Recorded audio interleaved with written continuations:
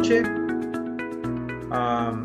Quiero, antes que nada, hacer una oración. Vamos a orar. Señor, te damos gracias por tu amor, por tu providencia y por tu dirección en nuestras vidas.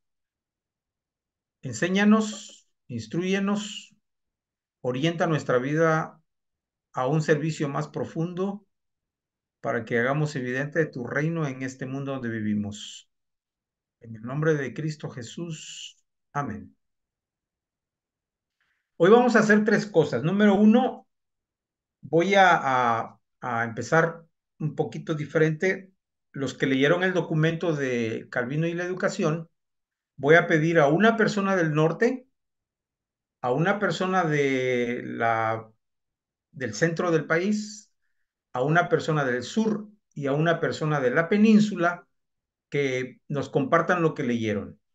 Y número dos, voy a entrar después de estos comentarios a la sesión que tengo preparada para ustedes. Y a lo último voy a explicar un poco de cómo va el proceso de la plataforma que estamos necesitando contratar. Así que voy a pedirle a una persona del norte, ya sea de Nuevo León, de Tamaulipas, de Baja California, de Torreón, que nos diga si leyó alguien, que nos comparta en 2 minutos su lectura, o si tiene alguna duda, alguna pregunta al respecto, pues también. Vamos a hacer el tiempo para comenzar de esta manera. Así que siempre soy de la idea que sean voluntarios los que participen. Así que adelante, hermanos. ¿Quién quiere comenzar? Hermano Alonso levantó su mano, ¿verdad? Adelante, Alonso, te escuchamos.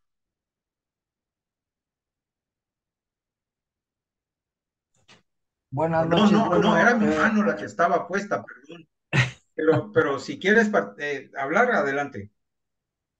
sí, gracias, Cuauhtémoc. Realmente la trayectoria de Juan Calvino es digna de seguirse desde muchos puntos de vista. Yo quisiera destacar el carácter y la firmeza con la que confrontó no solo a sus contemporáneos, porque lo que él estaba haciendo era una cosa trascendente y en una etapa en la que el centro de la atención era el ser humano, la cultura humana y los logros humanos en general, porque pues venían saliendo de eso que se llamó el preludio de la, de la etapa que se llamó Ilustración. Entonces él tuvo una preparación muy completa, se puede decir, sobre todo desde el punto de vista moral. Cuando digo moral me refiero a una noción del bien y del mal, pero y con la lucha que todos los seres humanos tienen o tenemos con el bien y el mal, pero él fue capaz siempre de pugnar por hacer las cosas bien. Y uno de los principales opositores que tuvo fue precisamente eso que llamamos la burguesía. O sea, la burguesía es muy amplio el tema, complejo. No quisiera que esta palabra se relacionara con lo que nos tocó vivir en México asociado a ese esquema en la década de los 60, 70, 80. Simplemente los propietarios de las grandes eh, extensiones de terreno que tenían además alguna producción especial y tenían bajo su mando o su tutela trabajadores. Y el, no contradictorio, lo paradójico del movimiento que inició Calvino es que, aunque fue un movimiento que se inició a partir de todo eso que se conoció como Renacimiento, en donde el centro de la atención era el ser humano, él fue capaz de dirigir la mente, la razón y sobre todo la voluntad hacia más allá del ser humano. Entonces, para esto era necesario que se tuviera no solo presente al creador, sino que efectivamente lo que se hiciera fuera congruente con lo que se estaba eh, profesando. Y entonces, eh, ideó un sistema de educación y de formación basado precisamente en la verdad bíblica. Yo, en síntesis, entonces, un hombre que luchó con los recursos que tenía a su alcance, que nunca tuvo en poco el saber lo que era el bien y el mal, sino más bien aplicó su voluntad a ejercer el bien en todas las oportunidades que tuvo, y fue un iniciador de un sistema de educación o pedagógico, como dice el artículo, basado en la verdad que está revelada en la Biblia. Entonces, yo creo que es el gran ejemplo de Juan Calvino.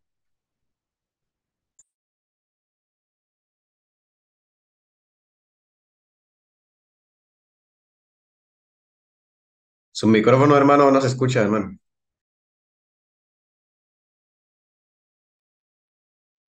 Nicolás Darwin, ¿de dónde nos hablas?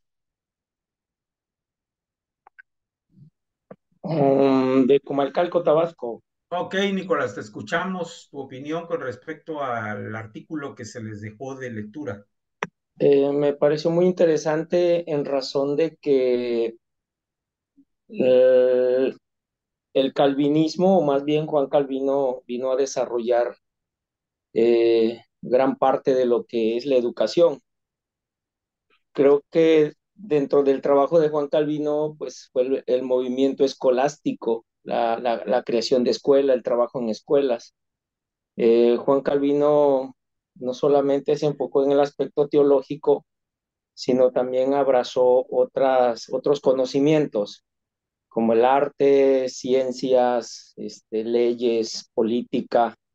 Entonces, como que le da una apertura más a, no solamente que en este caso la reforma no, no solamente le da una fuerza a la teología, a las reformas teológicas o las reformas espirituales, sino también invita de cierta manera a que los cristianos o a la iglesia pueda eh, mm, desarrollar otros conocimientos. Creo que ahí entra su aportación a la educación, a la pedagogía, en la creación, por ejemplo, de universidades. Entonces yo creo que eso ayudó mucho en la creación de muchas universidades. Y por ahí el material habla sobre la mayordomía cultural y en esa capacidad que Dios nos dio para tener conocimiento, pero el calvinismo no le da solamente la importancia a lo teológico, sino a otras ciencias y que nosotros podamos convertirnos en ciertos investigadores. Entonces, la fuerza del movimiento del calvinismo en cuanto a la educación pues fue la creación de muchas universidades. Leí por ahí también las grandes universidades que existen, por ejemplo, en los Estados Unidos, en Europa, en Brasil, por ejemplo, en muchas partes del mundo, Francia, que fueron desarrolladas por el movimiento calvinismo. Y nada más quiero hablar, por ejemplo, la Universidad de Harvard, que es la universidad más prestigiada a nivel mundial, que fue creada por calvinistas, pues en Estados Unidos, en ese movimiento cuando luego llega la reforma a lo que es América, ¿no? Y de ahí va desarrollándose a través de la aportación de Calvino en muchos otros lugares de Latinoamérica también. Muy bien, gracias. ¿Alguien del centro del país que quiera compartir su lectura sobre Calvino y la educación? Voluntarios, escuchamos. O alguna pregunta que quieran hacer también del documento, algún concepto o alguna referencia que quieran hacer. Lo que les recomiendo es que en tanto que vayan leyendo y les aparecen nombres y les aparecen conceptos, hoy día pueden acercarse al Google y ahí encontrar muchísimas cosas. En YouTube también hay muchísimo material para seguir informándose a los temas que estamos trabajando hoy día. Entonces, ¿no hay alguien del centro del país que quiera compartir algo? Sí, vamos a Eh, hablar, Temo. William Sánchez, te Sí, sí, escuchamos. sí. Bueno, creo que lo que podemos aprender, ¿no? Es primeramente hablar de Calvino, ¿no? Como un fenómeno prodigioso en el sentido, ¿no? Desde que desde muy joven es un hombre que se empieza a preparar, ¿no? Intelectualmente y todo esto, y a partir de los 20 años en adelante podemos ver a un Calvino ya desarrollado con una mentalidad educativa, ¿no? Que esto es lo que va a lograr plasmar con el transcurrir de los tiempos. De tal manera que quién fue Calvino. Sin duda creo que ha sido, eh, no sé si podemos decir lo mejor o lo máximo, ¿verdad?, que tiene la Iglesia reformada, o uno de los máximos reformadores que sin duda en el área educativa lograron prácticamente hacerla progresar, desarrollarla. Y hoy, gracias a todo esto, ¿no? Tenemos esa herencia reformada basada, por ejemplo, en las instituciones. Ese pequeño libro que empezó primero con algunos capítulos y se fue ahora sí desarrollando. Ahí encontramos y vemos plasmado el pensamiento, ¿no? De Calvino, es cierto, guiado por el Espíritu Santo, un hombre entregado, pero un hombre que logra hacer mucho por la educación, tanto en Ginebra, ¿verdad? Como lo que hemos logrado, sin duda, leer del legado que nos ha dejado desde la reforma del siglo XVI hasta nuestros días. Es algo interesante y tú acabas de mencionar algo muy importante, ¿no? Cuando nos metemos ahí al Internet, al Google, encontramos información vasta para ir a empaparnos de todo esto, ¿no? Sin duda, Calvino es un hombre que podemos aprender mucho de él y cómo podemos contextualizar la educación en nuestros días, de tal manera que podamos nosotros también hacer hincapié y seguir, ahora sí, como es llevando ese legado en el área educativa, que fue la que realmente podemos ver en Calvino. Gracias, Williams. Hay algo que a mí me cautiva mucho y creo que si lo piensan, se los comparto para que lo piensen y lo integren. Calvino no tiene que ser el único reformador, porque si el lema del presbiterianismo, del protestantismo es la iglesia reformada siempre reformándose, eso apela a cada uno de ustedes, a que asumamos un papel de reformadores en nuestros métodos, en nuestros ámbitos, en nuestros niveles, si lo queremos poner así. Pero esa es una parte de nuestra identidad. Usted y yo tenemos que ser reformadores, reformadores que estamos orientados a mostrar el reino de Dios a través del Evangelio. Nada más este pequeño pensamiento. Hermano Víctor, te escuchamos y luego alguien de la península, por favor, que falta alguien de la península para ir cerrando esta parte de comentarios. Sí, Te buenas escuchamos. noches. Bueno, en general de Calvino, a mí me gustaría comentar un poco cómo es que Calvino logró en Ginebra que fuera una religión de Estado, que estaba tan compenetrado la religión con el tema político y lo hizo a ultranza. Entonces, el tenerlo a ultranza significó también persecuciones en contra de otras ideologías. Y entonces, ¿cómo es que nuestro pensamiento reformado viene a darse a través del tiempo de Europa a Inglaterra, a Escocia y luego Estados Unidos y luego México? ¿Cómo se ha trasplantado o transfigurado esta visión, siendo que en México tenemos un estado de mayoría católica en relación con las minorías, independientemente de que la religión de Calvino viene de la católica y es reformada? Entonces, ¿cómo es que logró eso, pero qué tanto funcionó que pueda funcionar ahora? ¿O tendría que ser como estamos ahora, solamente con algunos cambios? ¿O debe ser como él la pues prediseñó, la visualizó. Muy bien, espero que esa pregunta pueda tener alguna respuesta de esta presentación precisamente, porque es muy interesante lo que estás proponiendo. ¿Es válido el calvinismo?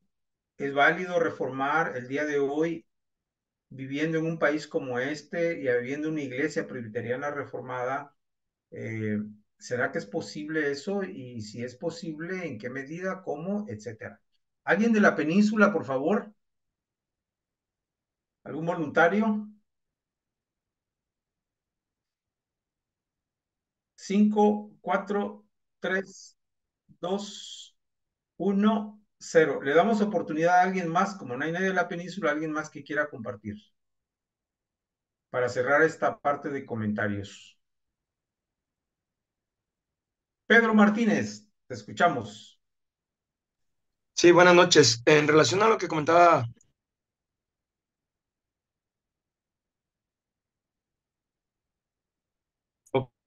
los eventos históricos son elementos que son afectados por muchos factores. Y a lo que he leído con relación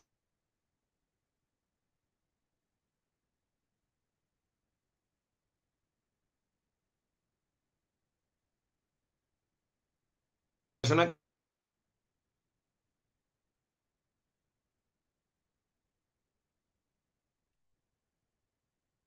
¿Tienes gobierno problemas de tu red?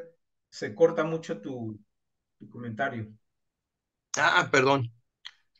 perdón, es el problemita que estoy haciendo. Bueno, Bueno, a ver si luego me quedo con mi, te escuchamos.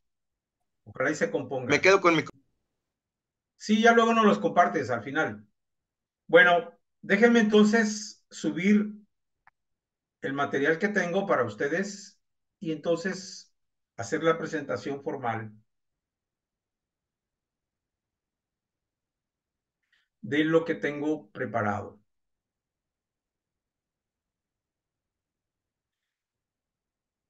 En esta noche quiero compartir con ustedes este tema que es la educación reformada. Y por un lado, tenemos que reconocer que la realidad de nuestra Iglesia Nacional Presbiteriana de México es una realidad que está en proceso de cambio. Y apenas desde los 90, quizá un poquito antes, se ha empezado a hablar de la doctrina reformada.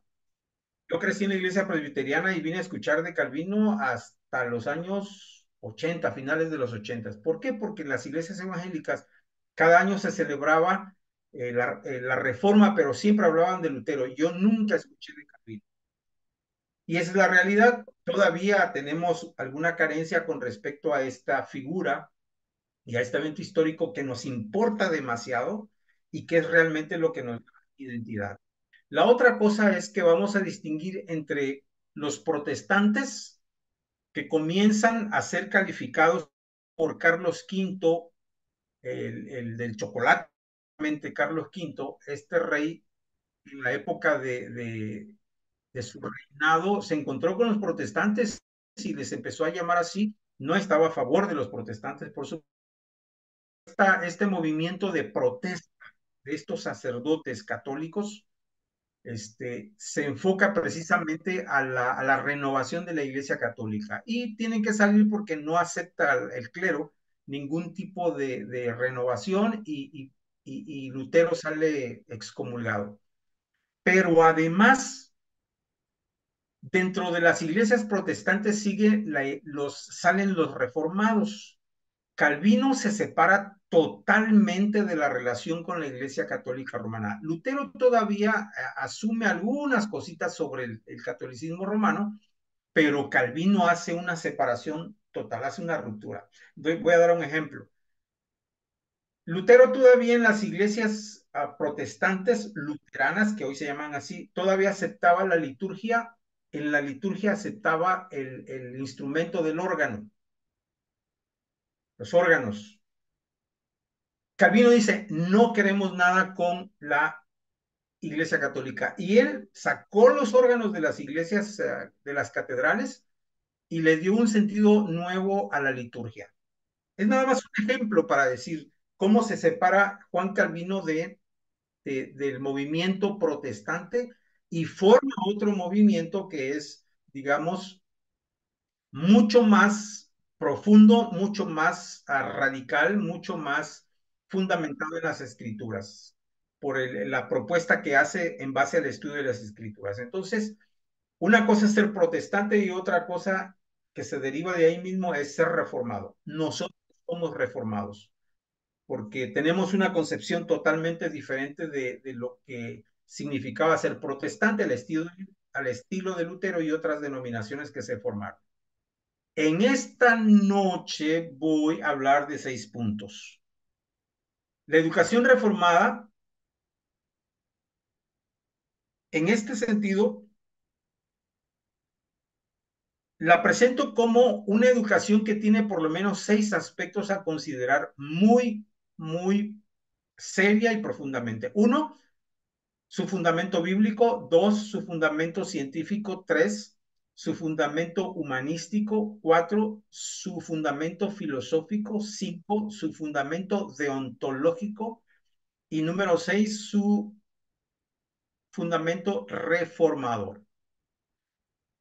Yo como profesor siempre he tenido la idea de que si voy a dar un sermón, una conferencia, una presentación, siempre quiero dejar un nuevo concepto en los que me están escuchando. Y obviamente son cosas que yo he aprendido. Así que voy a explicar estos 6 puntos y espero ser lo más claro posible. ¿Por qué es una educación bíblica? Número 1, porque la Iglesia Reformada acepta la Biblia como la palabra de Dios. La palabra de Dios es Cristo. Así que esa es una noción muy interesante y muy importante que tenemos que recordar.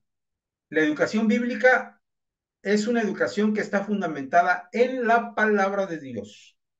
Y debo recalcar, no se trata de ser biblista. Y como hoy muchas veces nos catalogan los católicos, bibliólatras. No, se trata de tener una comprensión teológica propia de que la Biblia es la palabra de Dios escrita y Cristo es la palabra de Dios encarnada. ¿Qué consiste lo bíblico? Bueno, lo bíblico nosotros lo entendemos desde el Antiguo y el Nuevo Testamento. El Antiguo Testamento presenta la ley y la ley se aplica al judaísmo. El judaísmo viene a ser el núcleo esencial donde la ley tiene una aplicación muy propia, muy hacia la tribu de Israel. Y esa ley se expresa en todos los elementos rituales, religiosos, políticos, económicos, agrícolas, etc. El pueblo de Israel asume la ley, no nada más la ley de los 10 mandamientos, sino toda la gama de leyes que rodea la vida del pueblo judío. En ese sentido entendemos el Antiguo Testamento. Y obviamente el Antiguo Testamento se centra en la formación de esta nación judía que hasta el día de hoy existe. Pero la Biblia como palabra de Dios, en este nuevo pacto que Dios hace con el ser humano, trae el Evangelio. El Evangelio es la buena nueva de que Dios ama a la humanidad a través de Cristo. Y entonces hay una total diferencia entre el cristianismo y el judaísmo. El cristianismo tiene como fundamento 1, la revelación escritural, la escritura. 2, la presencia de el Espíritu Santo. Y 3, la obra de Jesucristo. Eso es el Evangelio. Ahora, lo curioso es que tanto el judaísmo como el cristianismo han servido para formar la cultura de Occidente. Es decir, los países de Europa, ya sean católicos romanos, ya sean protestantes, todos estos países y parte de toda Latinoamérica estamos formados en ese pensamiento, se llama judeo-cristiano. Y ese conocimiento del judeocristianismo es lo que hace nuestra cultura. Es decir, todo nuestro chip mental está fundamentado en esta noción de la religión judía y cristiana. Así que el evangelio no es tanto el ritualismo al estilo judío, sino el evangelio es la nueva vida en Cristo. Eso es lo que enfoca el evangelio, vivir una nueva vida. Y ustedes saben que en la iglesia primitiva, que así se llama la iglesia de los primeros 200 años, hubo disputas muy grandes porque los cristianos que habían vivido en el judaísmo querían seguir trayendo al cristianismo sus prácticas judías. Entonces hubo una influencia del judaísmo que hasta el día de hoy sigue habiendo en nuestra cultura cristiana. Y esta noción del cristianismo se vio influida por el dualismo. El dualismo es una forma de pensar con respecto a la dinámica que existe en el mundo y que se refleja entre dos nociones principales. Uno, entre el bien y el mal. El bien que está representado por Dios y el mal que está representado por Satanás. En el dualismo se cree que las dos son fuerzas que están luchando en la vida humana y en el mundo, y que el mundo está en ese conflicto permanente. Así que el dualismo es un rasgo distintivo de la humanidad desde lo más antiguo. Y el dualismo ha afectado también a nuestras iglesias. Muchos cristianos piensan de esta manera. Esto es el dualismo. La siguiente noción que tenemos que considerar es esta del panteísmo, que se practica en religiones de Oriente. El panteísmo es muy sencillo de entender. El panteísmo dice que Dios es todas las cosas, que en el mundo, la naturaleza, los animales, ahí está Dios, y que cada cosa que existe tiene esa presencia de Dios. Bueno, es algo que tenemos que considerar porque también en la influencia de las religiones de Oriente hacia el Occidente se ha visto esta influencia que ha permeado la cultura de Occidente. Y se combina mucho con el animismo. El animismo, los que son de mi edad, han de recordar que en los años 60 y 70 habían novelitas, la literatura popular de las novelas que salían, los cuentos. Había una revista que se llamaba El Caballo del Diablo. Y yo la leía, tenía como 10 años porque me causaba curiosidad saber qué era eso, ¿no? Leer esas historietas. Y no sabía yo que dentro de esas novelitas que se vendían en el mercado y que yo iba a leer y pagaba 20 centavos por leerla, lo que enseñaban esas novelitas era animismo y otras doctrinas. Así que esto ha influido también en nuestra cultura de Occidente. Hay otra noción con respecto a las nociones del concepto de Dios y es el deísmo. El deísmo es la creencia que Dios hizo el mundo, pero al terminar de la creación dejó al hombre y al universo a su libre albedrío. Y Dios no tiene nada que ver en la vida humana. Dios creó el mundo, pero lo dejó mecánicamente funcionando y él se fue al cielo y el hombre es arquitecto de su propio destino. Esta noción es muy masónica. Las logias masónicas son deístas, creen en Dios los masones, pero su noción de Dios es muy diferente a la noción bíblica. Esta otra noción tiene que ver con el teísmo. Bueno, el teísmo es un concepto que se acerca mucho al concepto bíblico. ¿Por qué? Porque dice que el Ser Supremo Dios se reveló al ser humano y está presente en la vida humana y dejó una estructura bien hecha en la realidad, en el mundo, en la creación y que todo tiene un orden, una lógica y una belleza. El teísmo establece que Dios ha hablado y se ha revelado de muchas maneras y esta es la noción en términos filosóficos de la noción bíblica. Porque la noción bíblica establece que Dios es soberano sobre todas las cosas, es el supremo creador, es la autoridad, es el soberano de todo cuanto existe y Jesucristo comparte con él a su diestra esa soberanía. Los ángeles son servidores de Dios y la iglesia está puesta por encima de toda la creación como uno de los valores más importantes de la humanidad. La gente redimida, la gente que compone la iglesia de Cristo, está puesta en el reino de Dios para que la iglesia muestre qué es el reino de Dios por el poder del Espíritu Santo.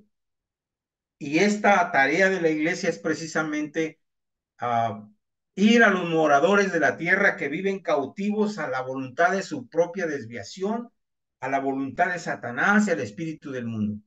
Y Satanás, obviamente, que es el que está dando, yo digo, patadas de ahogado, buscando clientes y tratando de hundir a la humanidad, es una realidad. Así que, si ustedes ven en este orden categórico de lo más alto a lo más bajo, tenemos una relación, tenemos una descripción de cómo en la Biblia nosotros vemos lo que concebimos como el reino de Dios. Es decir, el concepto bíblico de la jerarquía de la autoridad espiritual en el mundo, en el cosmos. Bueno, yo quiero presentarles estas nociones porque estas nociones están presentes en nuestra cultura. Esto se ve en la realidad, en la convivencia humana, en las instituciones, en todos lados. Y tenemos que ser conscientes de esta realidad.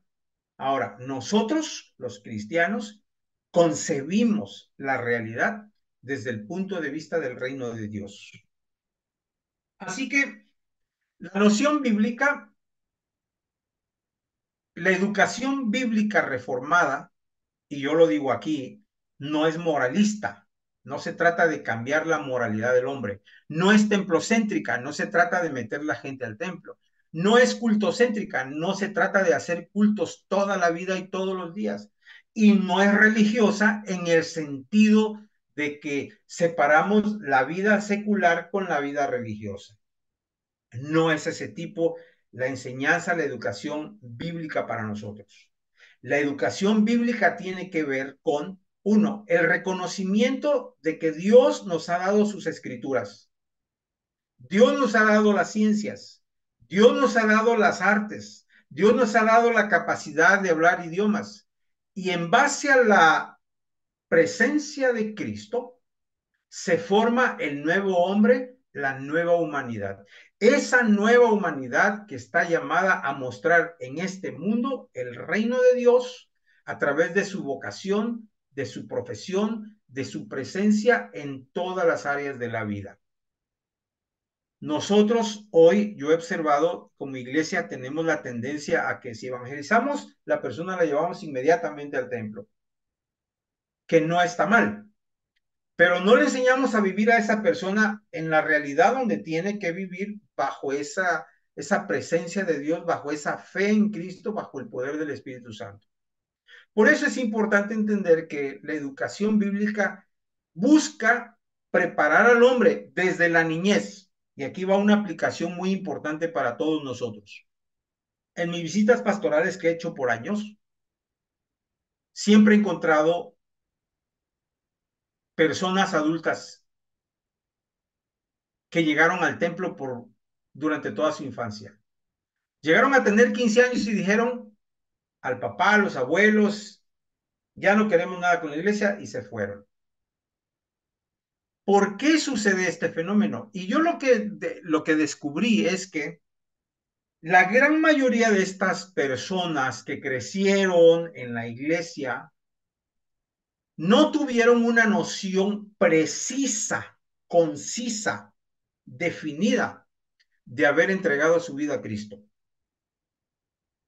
Sin embargo, he encontrado también que muchos de los líderes jóvenes que permanecen en la iglesia es porque establecieron desde su infancia un compromiso de relación personal con Jesucristo. Quiero decir con esto que la tarea educativa para nosotros comienza no los domingos, comienza desde nuestros hogares para enseñar a los padres para que a sus hijos los guíen a la aceptación de Jesucristo desde su infancia, desde las edades más tiernas en las que los niños puedan entender lo que significa aceptar a Cristo. Por eso puse esta figura de niños ahí, porque cuando tenemos niños que han aceptado a Cristo, son niños que prevalecen en la iglesia durante toda su vida y prevalecen en la fe durante toda su vida. Los niños que crecen en el templo y no aceptan a Cristo son niños que tienden a salir de las iglesias y quizá lo último de sus vidas, cuando se acuerdan de que esa semillita religiosa fue sembrada, esa noción de Dios, de Cristo, de la iglesia, ¿se acuerdan? Entonces, muchos regresan, muchos no regresan. Así que mi recomendación es que para que haya un nuevo hombre y una nueva humanidad, tenemos que predicar, enseñar a Cristo desde las edades más pequeñas, para que ese hombre, ese joven que crece comprometido con Cristo, sea el elemento que establezca por su vocación y su profesión esa noción de fe, mostrando el reino de Dios. ¿Por qué es científica la educación reformada? Bueno, la palabra ciencia significa conocimiento. Ahora, la Biblia dice que el conocimiento viene de Dios. Y el conocimiento que viene de Dios es un conocimiento que no resulta de observar las leyes nada más, sino resulta de la influencia poderosa de Dios sobre la mente humana. Ahora, cuando el conocimiento viene de Dios, el ser humano sufre una transformación, vive una transformación de tal manera que tiene la capacidad de entender que este mundo es el reino de Dios, que tiene el poder, la sabiduría, la inteligencia de Dios en Cristo. Si el conocimiento viene de Dios, entonces el conocimiento tiene una función. Y si el conocimiento del reino de Dios, del poder de Dios, de la sabiduría de Dios, de la inteligencia de Dios en Cristo, se manifiesta hacia una tarea, hacia una función importante. Y esa función importante es perfeccionar la vida humana.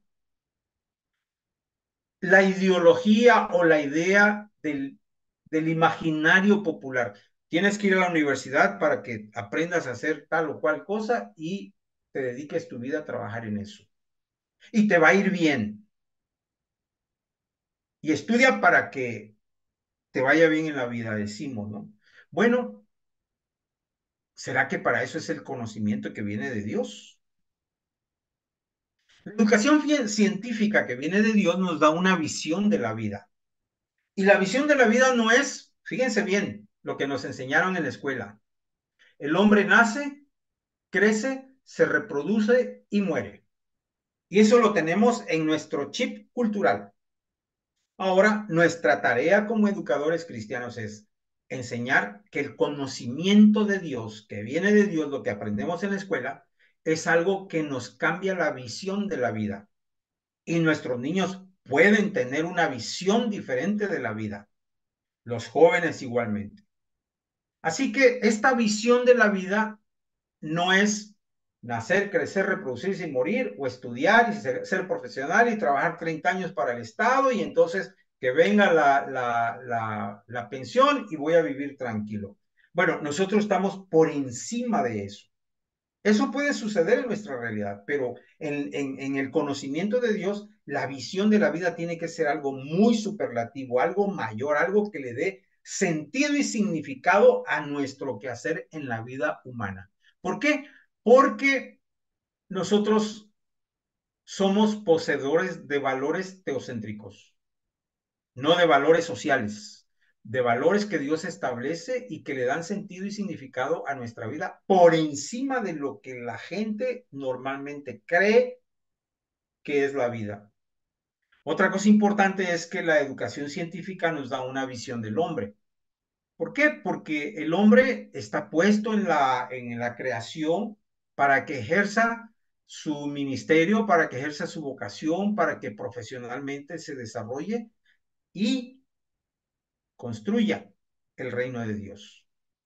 Yo no digo que no se puede trabajar en el Estado, no digo que no se puede trabajar para empresas, se debe hacer, pero nosotros tenemos una idea muy superior a simplemente ser empleados de, porque nuestra visión es precisamente ejercer nuestras vocaciones, ministerios y profesiones para generar la construcción del reino de Dios ahí donde Dios le puso. Si hemos pasado 10, 15, 20, 30 años y no ha habido cambios estando ahí nosotros, entonces podemos pensar que pasamos como de noche. Cuando un cristiano se coloca en un lugar de trabajo y Dios lo lleva ahí, por ley, vamos a decir, por vocación, debe suceder algo ahí de transformación porque la profesión es para servir y ese servicio es la construcción del reino de Dios. Y por otro lado, la educación científica nos ayuda a tener una visión del mundo. En la escuela nos enseñaron el mundo natural y el mundo sobrenatural. Así vemos la vida. Bueno, ¿cómo nos enseña en la visión reformada esa dimensión que normalmente el humanismo le ha llamado como la vida natural y la vida espiritual, o lo material y lo inmaterial? Bueno, nosotros no pensamos así, nosotros pensamos así. Que en toda esa vida visible e invisible, material e inmaterial, Dios está gobernando. Esa es mi visión del mundo. Esa es mi visión de que Dios tiene control sobre todas las cosas. Esa es la visión porque Dios me ha dado ese conocimiento para comprender los fenómenos de la vida humana, como la muerte. Yo la muerte no la veo como la ve la gente. El sufrimiento no lo veo como lo ve la gente. La pobreza, la riqueza, todos esos conceptos tienen una significación diferente cuando nos ubicamos en esa visión científica fundamentada en la palabra de Dios.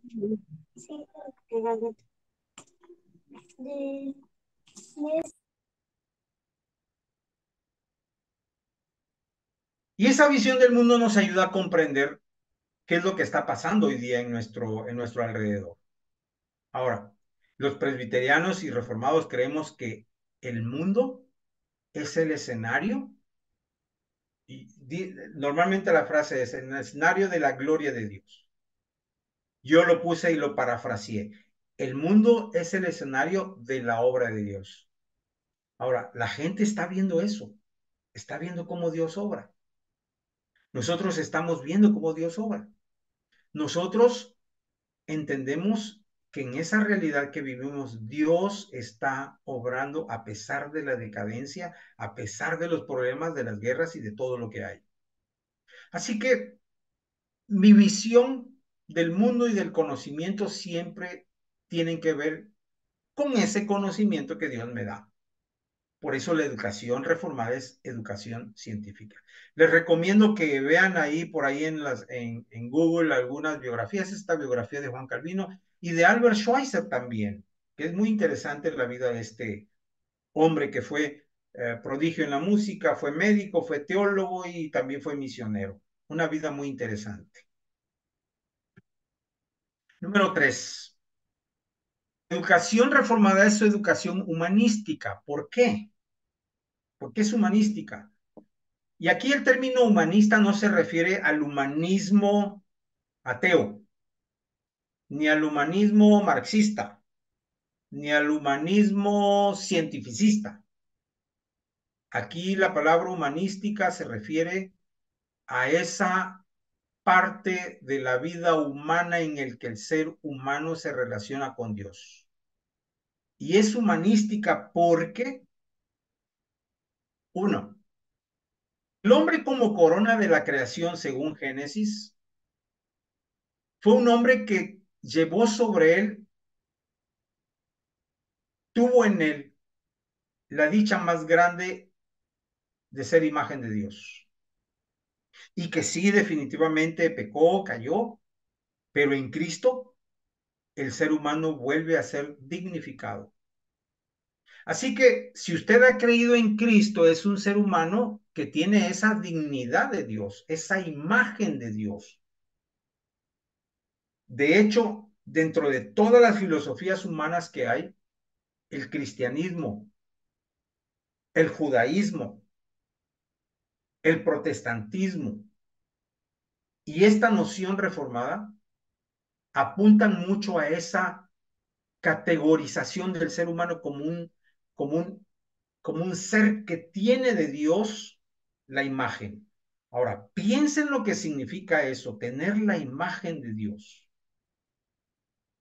Es decir,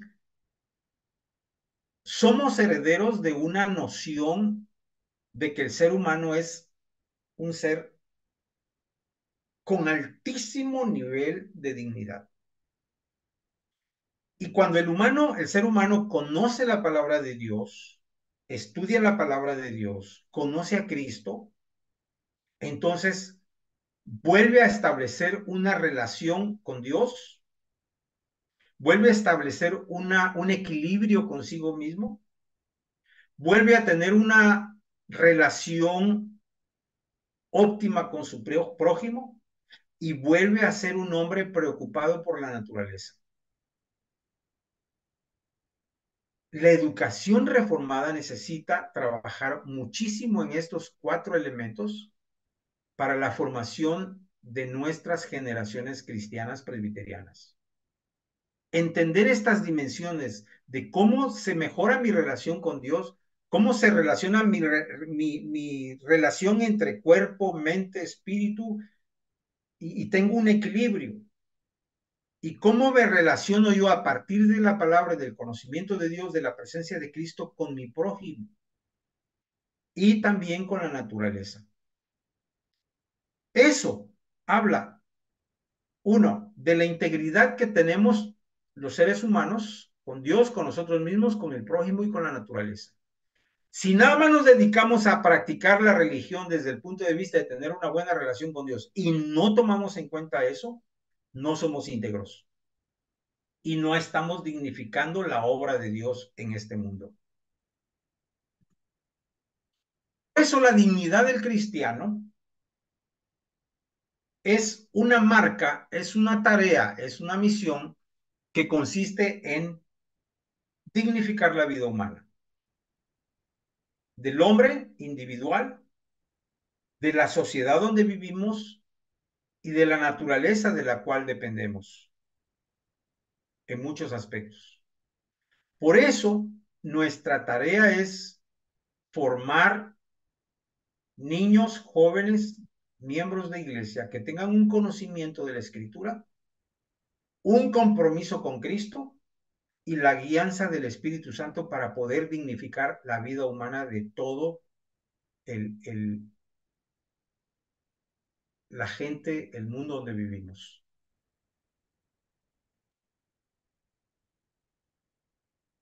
Número 4, la educación reformada es filosófica. Y aquí la palabra filosofía se refiere a una forma de pensar, al amor a la sabiduría, que está expresada en la Biblia también, y que el amor a la sabiduría tiene la expresión más bella en el capítulo 8 de Proverbios. Nosotros somos amantes de la sabiduría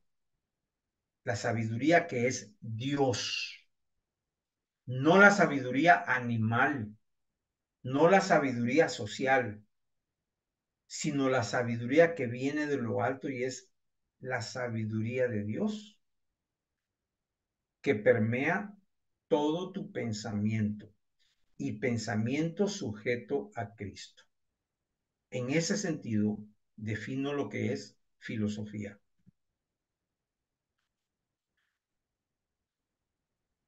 Es una tarea para nosotros pensar filosóficamente, o lo pongo en otras palabras, pensar sabiamente.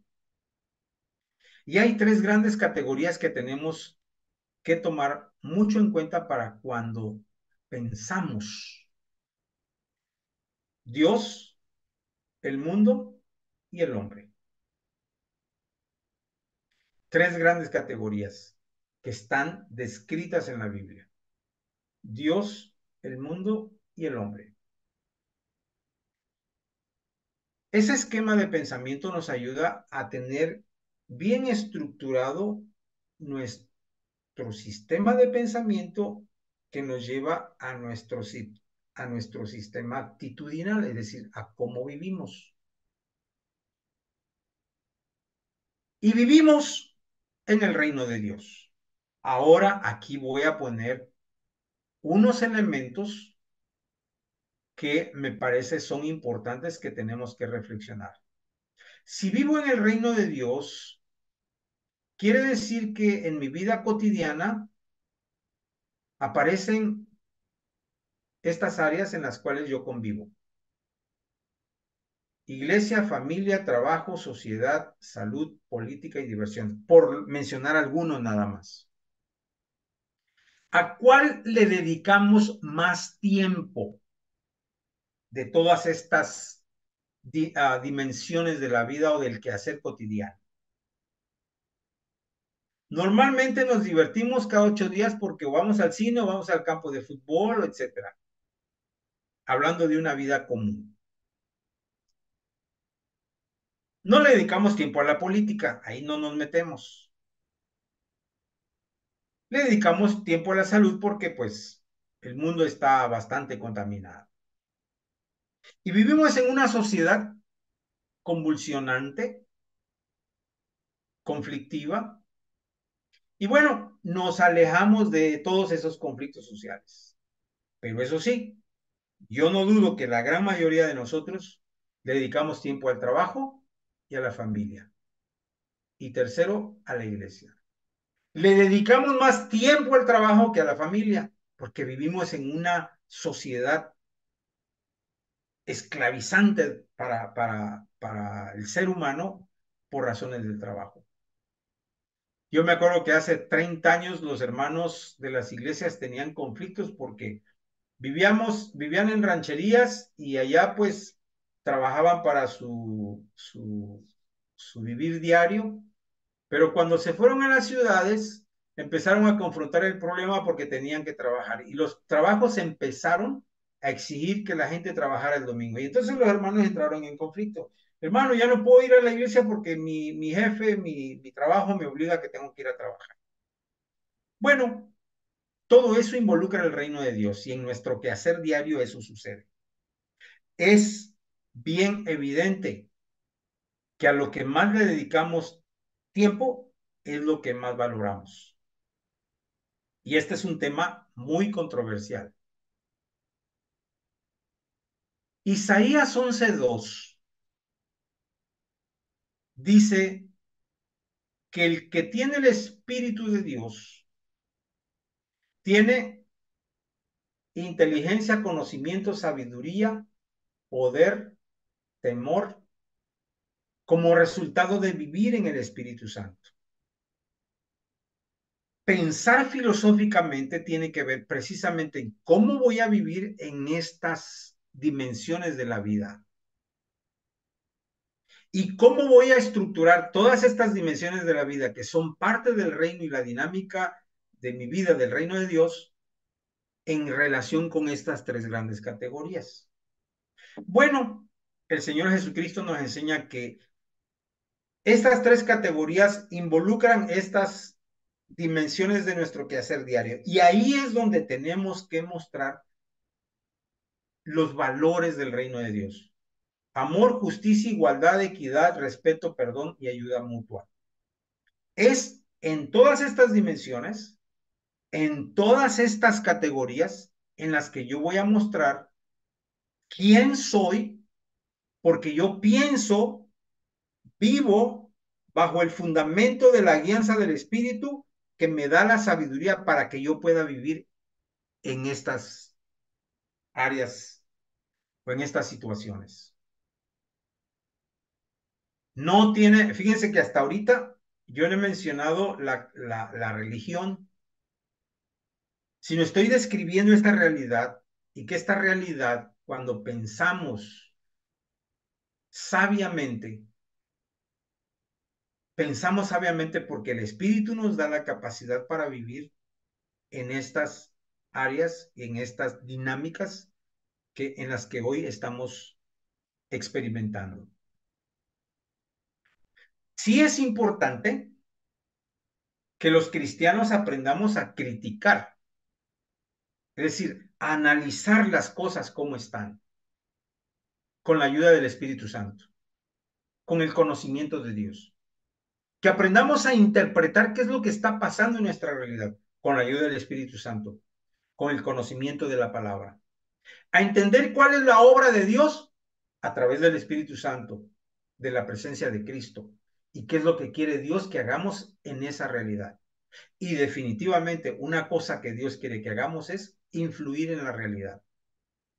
La base para que nosotros podamos criticar, interpretar, entender e influir en la realidad está en el conocimiento de Dios, el compromiso con Cristo, la guía del Espíritu Santo y el conocimiento en las ciencias que tenemos para poder integrar el qué, cómo, cuándo, con qué, por qué, para quién, dónde vivir en esa realidad bajo este presupuesto de la presencia de Dios, del compromiso con Cristo, de la guianza del Espíritu, el conocimiento de la palabra y las ciencias. Por eso, maestros, padres, pastores, tenemos que formar cristianos que estén fundamentados en la Biblia, en la teología, las ciencias, las artes, porque Dios nos da su espíritu para tener sabiduría, inteligencia, consejo, poder, conocimiento y temor. El pensamiento teocéntrico reconoce que Dios es soberano sobre todas las áreas de la vida, no solamente en la religión. Dios te puso en una empresa, ahí tienes que mostrar el reino de Dios. Te puso en el gobierno, ahí tienes que mostrar el reino de Dios. Eres economista y tienes que ver con la economía de la empresa donde estás, ahí tienes que mostrar el reino de Dios. En el trabajo donde estés, en la educación y en la ecología, en todas las áreas de la vida.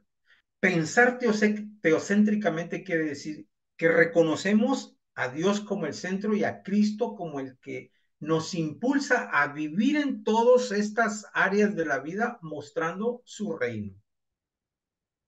No puedo separar mi vida el domingo, una vida de culto, y pensar que voy a trabajar el lunes hasta el sábado. ¿Por qué? Porque si tengo el conocimiento de Dios, tengo la ciencia de Dios, tengo la sabiduría de Dios, la palabra de Dios me enseña que todo lo que yo haga es para glorificar a Cristo, para dar testimonio del nombre de Cristo. Y no puedo pensar que en la iglesia adoro a Dios y en el trabajo no lo adoro.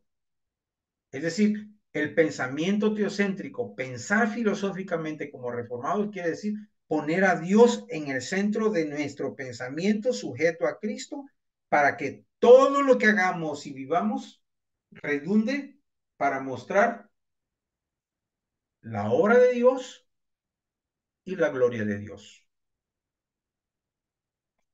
Por eso la educación, como resultado de ello, es una educación deontológica, y aquí hay una palabrita. La deontología es el conjunto de principios éticos del deber. Es decir, todo cristiano tiene un deber. Deber con Dios, un deber con el mundo y un deber con el ser humano. Y tiene el deber de cambiar y transformar su realidad. Tiene el deber de mostrar el reino de Dios. Tiene el deber de mostrar que esta persona vive bajo la sabiduría, el conocimiento, la inteligencia, el consejo, el poder por la obra del Espíritu Santo en mi vida. Ese concepto del deber es el que nos va a llevar a transformar el mundo para el reino de Dios. No puedo dejar de pensar que todo quehacer humano que yo realice es para mostrar el reino de Dios y transformar el mundo donde yo estoy, sea cual fuere su condición. Y hay principios deontológicos. Uno, que tengo que entender, ir hacia las personas para que su personalidad sean cambiadas para Dios, para Cristo y para su reino. Por eso nuestra teología del ser, esta teología del ser nos coloca en una de las categorías más interesantes. Las personas tenemos la imagen de Dios. El cristiano no solamente la tiene la imagen de Dios, sino la vive, la expone, la comparte, la muestra con tal poder que se nota en su vida la presencia de Dios. Tenemos una teología del cuerpo. ¿Quién peca más? ¿El que toma Coca-Cola o el que toma cerveza? ¿Quién perjudica más su vida? Estoy hablando de un ejemplo, ¿no? ¿Quién perjudica más su vida? O tenemos la idea, no, si de todos modos yo no me cuido, si de todos modos de algo me tengo que morir. Eso habla de una concepción de qué es nuestro cuerpo. Si nosotros ubicamos nuestra persona y nuestra personalidad en esta nueva categoría que es la nueva humanidad, entonces viene la responsabilidad, el deber de hacer con nuestro cuerpo lo que es propio y que la palabra enseña que tengo que hacer con mi cuerpo. Este deber deontológico tiene que ver con la comunidad. Uno, la familia cristiana. La familia cristiana para nosotros es, en las palabras de Jesucristo, mi familia es todo aquel que hace la voluntad de mi Padre. Ellos son mi madre y mis hermanos. Jesús establece un nuevo concepto de familia. No es solamente el núcleo consanguíneo, es la familia extensiva que es la que está unida por el Espíritu de Cristo, por la fe en Cristo, por el poder del Espíritu Santo. Así que nuestro concepto de familia no es solamente la familia consanguínea, sino la familia o la familia natural, sino la familia espiritual, la que está precisamente unida por la presencia de Cristo y el poder del Espíritu. Y la familia reformada tiene una misión que hacer. Es decir, la iglesia tiene una misión que hacer. Yo como un miembro de una iglesia en tal lugar tengo una misión que hacer. No solamente hacer cultos, sino mostrar en mi comunidad quién es Dios, qué es su reino, qué significa vivir en esa nueva humanidad. Y la Iglesia Universal es la misma tarea que tiene. Lo mismo en la sociedad, sea cual fuere el sistema político, comunista, socialista o capitalista, es nuestro deber mostrar el reino de Dios. En el estrato de la clase alta o en el estrato de la clase baja, es necesario mostrar el reino de Dios, sea cual fuera el modelo de la relación iglesia-estado, sea cual fuera el tipo de sociedad. Hoy vivimos en una sociedad del conocimiento, una sociedad posmoderna, una sociedad pospandémica, y no sé qué vamos a hacer más tarde, pero en medio de todas esas fluctuaciones sociales, ahí tiene que mostrarse el reino de Dios. Nuestro país demanda que nosotros hagamos presencia, y presencia mostrando el reino de Dios. Y también nuestro deber tiene que ver con la naturaleza y el cosmos. Si Dios es soberano de todo lo que existe, tenemos desde el comienzo de la Biblia una comisión, un mandato que en algunos círculos teológicos se le llama el mandato cultural. El hombre debe ser administrador, cuidador de la naturaleza. Y hace falta una ecología reformada. Necesitamos ampliar nuestra visión desde la sabiduría de Dios, desde el conocimiento de Dios, ese entendimiento de que la iglesia, nosotros, usted y yo, estamos puestos en este mundo para mejorar la naturaleza y lograr que la naturaleza sea economizada, es decir, sea administrada bajo el principio del deber que Dios ha establecido a la iglesia, y no solamente a la humanidad, sino a la iglesia. Por último, la educación reformada. La educación reformada solamente busca la transformación del mundo para el reino de Dios. ¿Cómo vemos el reino de Dios? ¿Cómo ve usted el reino de Dios en este mundo?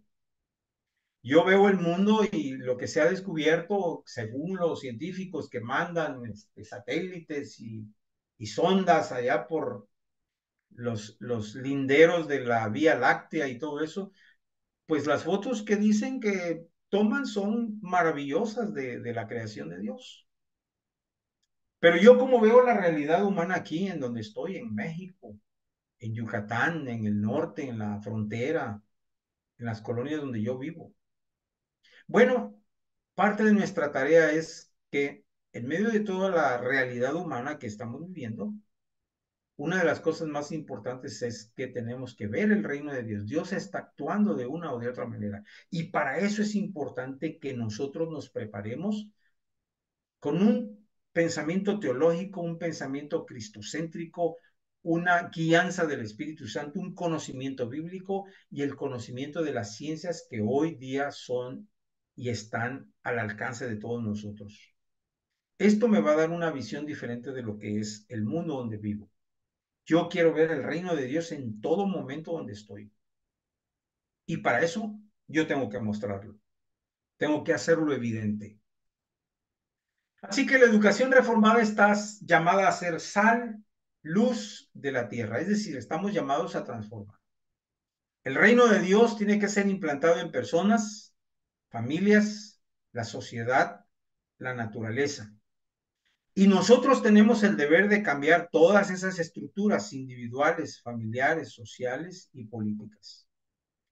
Es usted y yo el que tenemos ese deber basado en los principios, basado en el conocimiento de Dios y su palabra, para lograr que el reino de Dios sea visible entre nosotros.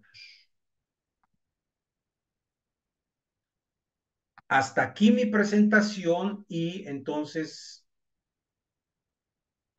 abro la...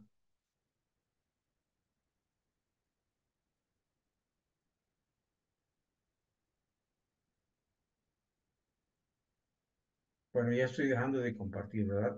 Abro la sesión para preguntas. Quiero escucharles y comentarios y preguntas. Nicolás Darwin, por favor, te escuchamos, hermano. Pastor, muchas gracias. Solamente hacer algunas precisar algunas cosas sobre lo que usted acaba de enseñarnos de cómo la reforma de Juan Calvino viene a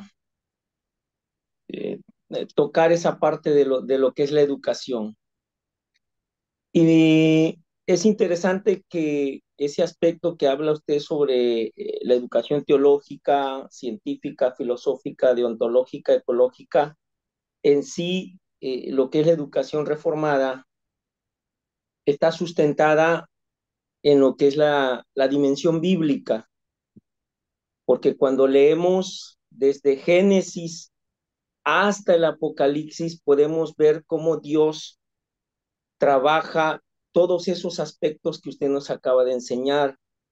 Vemos en toda la historia bíblica cómo Dios nos muestra esa educación que se refleja también en la persona de Jesucristo como nuestro ejemplo, en la vida de los primeros cristianos. Y si leemos del Nuevo Testamento, el apóstol Pablo, cómo en toda la dimensión bíblica nosotros podemos ver todos esos aspectos que nos habla la ciencia, la manera de pensar, el pensamiento que debemos de tener en relación a lo que piensa Dios y de que nos invita a tener la mente de Dios, la mente de Cristo, nuestros deberes, el aspecto con la naturaleza, el poder acercarnos incluso al conocimiento científico, eh, y que todo eso está plasmado en la Escritura. Ahí está, Dios muestra muchas cosas. Vemos en Dios interviniendo en la naturaleza, interviniendo en todas esas leyes, incluso esas leyes de relaciones, esas leyes de comportamiento dentro de los grupos, dentro de las tribus. Podemos ver las grandes reformas, la gran preocupación que Dios tiene en relación a, al ser humano, y que en Cristo Jesús nosotros venimos a ser a través de Cristo en nuestras vidas, venimos a ser como Dios quiere mostrar al mundo hoy, eh, que pues que somos reformadores, que todas esas dimensiones que usted habla, nosotros tenemos que ser el reflejo de toda esa reforma que Dios quiere hacer en todas estas dimensiones, y que yo soy un reformador en mi familia. Yo soy un reformador en la manzana donde yo vivo, yo soy un reformador en la villa donde yo vivo, yo soy un reformador en la iglesia, porque estoy mostrando todas esas, eso, esa personalidad, o reflejando a Cristo en todas las dimensiones, preocupados en la misma sociedad, preocupados en la comunidad por todos esos aspectos, que tienen que ver con leyes de urbanidad, que tienen que ver con leyes de relaciones interpersonales, que tienen que ver con el cuidado de la naturaleza, y que dentro de la misma iglesia, pero que a veces es cierto, esa dimensión no la abrazamos completamente, no somos integrales, no trabajamos todas esas áreas, nos preocupamos por una o por otra, pero debemos abrazar todas esas áreas y reflejarlas. Entonces, yo puedo ser un reformador como Juan Calvino, en donde esté ubicado en la iglesia, preocupado por todas esas dimensiones y realmente reflejarla, de cómo Dios quiere engrandecer o quiere mostrar el reino de Dios en la sociedad donde yo vivo. Esa es mi precisión en lo que usted nos está diciendo, pero usted habla de influir en la sociedad, con un conocimiento, con un compromiso, y dejarnos guiar por el Espíritu Santo. Pero mientras nosotros como iglesia o personalmente no nos fundamentamos en lo que es la Biblia, en lo que es la Escritura, porque ahí está todo lo que Dios quiere dimensionar en la vida y en el mundo, y abarcar en todos los aspectos. Mientras nosotros no le demos ese fundamento, como decía Pablo en 1 Corintios 3, ¿no? Sobre qué estamos edificando nuestras vidas. Mientras nosotros no le demos esa importancia, pues creo yo que no vamos a poder influir en los demás. Y tengo una pregunta. Cuando usted nos habla de la niñez, como maestros o como oficiales de la iglesia, como consistorio, ¿qué estamos nosotros enseñando en las escuelas dominicales o en las familias, en el hogar? Juan Calvino hizo una estructuración de lo que es la educación reformada dentro de la iglesia, y fue lo que trabajó.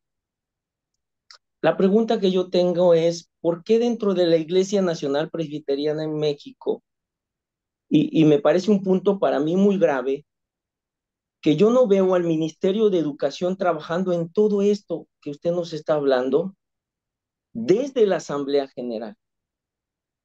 Me parece muy grave que no vemos esa parte del Ministerio de Educación donde la Iglesia Presbiteriana en México sea guiada en una educación reformada desde la Asamblea General de manera, no sé si la palabra sea correcta, una homogeneidad hacia abajo, hacia los sínodos, presbiterios, iglesias, congregaciones, centros misioneros, de una educación reformada cada domingo y en los hogares.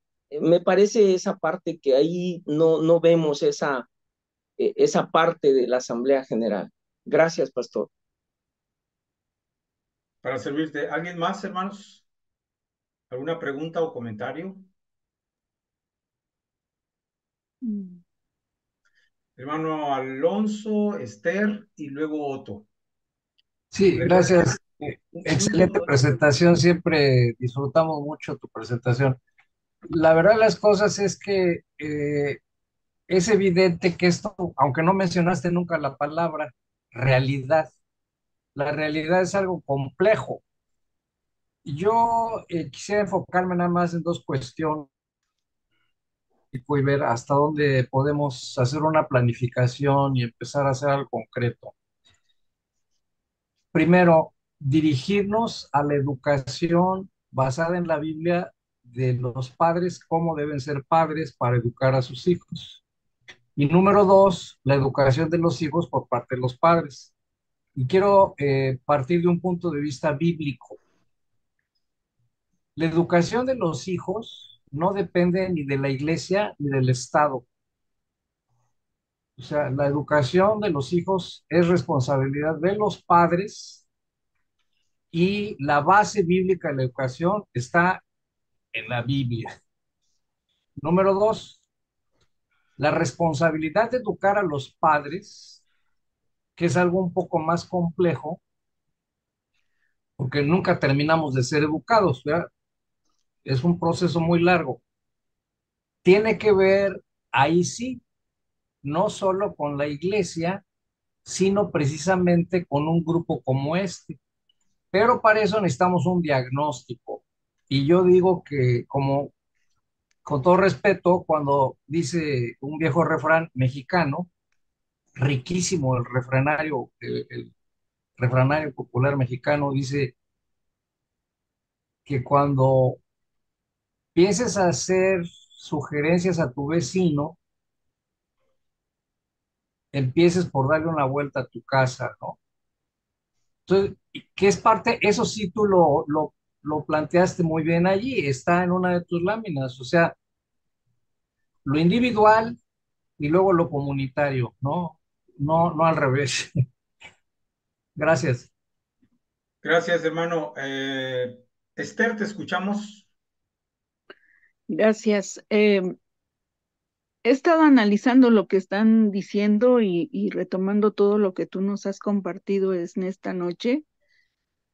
Yo creo que nos quedamos impactados en los reformadores y solamente conmemoramos la reforma en virtud de ellos. Y entonces llega un momento en el que aquí somos nuevamente confrontados a que somos reformadores y demandamos que esa reforma sea también de nuestras autoridades. Pero como acaba de decir el hermano, o sea, tenemos que empezar nosotros para poder demandar de allá arriba, ¿no? Entonces, creo yo que es importante que retomemos nuevamente el principio bíblico, porque así lo estipula en Deuteronomio 6, y considerarnos precisamente como lo que somos, luz y sal de esta tierra. Cuando nosotros consideremos eso, que cada uno de nosotros individualmente somos luz y sal, y que nuestra vida debe ser una vida de testimonio que transforme el entorno, entonces yo creo que podríamos avanzar. Pero tampoco podemos ser tan fatalistas de decir que no hemos logrado algunas cosas. Creo que muchas personas a través de nuestros testimonios se han acercado a Jesucristo, pero que no hemos sabido conservar los resultados, no hemos sabido retener, ¿verdad? Y se comentaba en un principio que a veces se evangeliza, inmediatamente ya queremos que estén en la iglesia, pero no es así. O sea, queremos que lo que antes se llamaba campañas evangelísticas, ¿no? Que sean de impacto y ya tener los 300 asistentes están en la iglesia. Cuando en nosotros mismos, en nuestra iglesia local, no hemos logrado que la gente tenga el conocimiento, tenga el crecimiento y tenga el amor hacia el prójimo. Entonces, son muchos factores, pero yo creo que tampoco podemos ser tan fatalistas de decir, chispas, estamos bien mal. Pues sí, sí estamos mal, pero no tan mal, porque creo que esta situación de esta enseñanza, el hecho de que se nos recuerde quiénes somos, nos insta a poder retomar y decir, Señor, perdónanos, pero ayúdanos. Hay que ser propositivos. Ese es mi comentario. Así es, me han hecho recordar dos eventos. Uno, cuando llegué a la Universidad Juárez en Tabasco, presenté mi currículum y decía pastor, presbiteriano, etcétera, etcétera, ¿no? Y lo primero que me dice el director de la facultad es, no tiene permitido hablar de religión. Pasaron los meses y empecé a organizar los grupos de estudios bíblicos. Pasaron otros meses, me llama la dirección. ¿Por qué está usted leyendo la Biblia aquí? No estoy leyendo la Biblia en clase, la estoy leyendo fuera de clase con los alumnos que quieren aprender de la Biblia. Pero es que la Biblia es de religión y que no sé qué. Le prohibimos que hable de la palabra de la Biblia. ¿Pero por qué me prohíbe hablar de un libro que es universal? Está prohibido hablar de religión.